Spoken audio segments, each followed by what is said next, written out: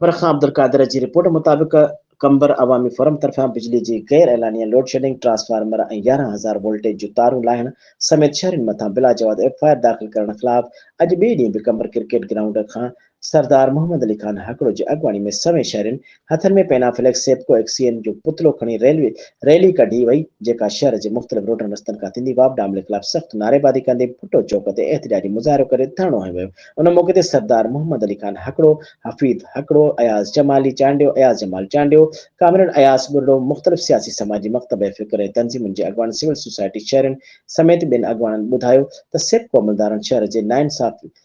ख़िलाफ़ अॼु ॿिए ॾींहुं बि सरापा एहतिजाज बणियल आहिनि ऐं शहर जे मुख़्तलिफ़ इलाइक़नि मां बिला जवाज़ 11,000 वोल्टेज जूं तारूं ऐं ट्रांसफार्मर बि लाहे खणी विया आहिनि, जॾहिं त शहरी बिजलीअ जो बिल अदा कनि था। उन बावजूद बि उन्हनि खे रिश्वत घुरे थी वञे। हुननि वधीक चयो त शहरनि खे बिला जवाज़ डिडक्शन हणी परेशानी में मुब्तला करे छॾियो आहे। सेप्को जा मीटर रीडर ट्रांसफार्मर ते वञी करे मीटर इस्तेमाल कंदड़ सार्फिन खां रिश्वत घुरी रहिया आहिनि ऐं उन्हनि खे न ॾियण जी सूरत में डिडक्शन लॻाए रहिया आहिनि। सेप्को अमलो पंहिंजी मनमानी करे रहियो आहे। हुननि वधीक चयो त सेप्को तरफ़ां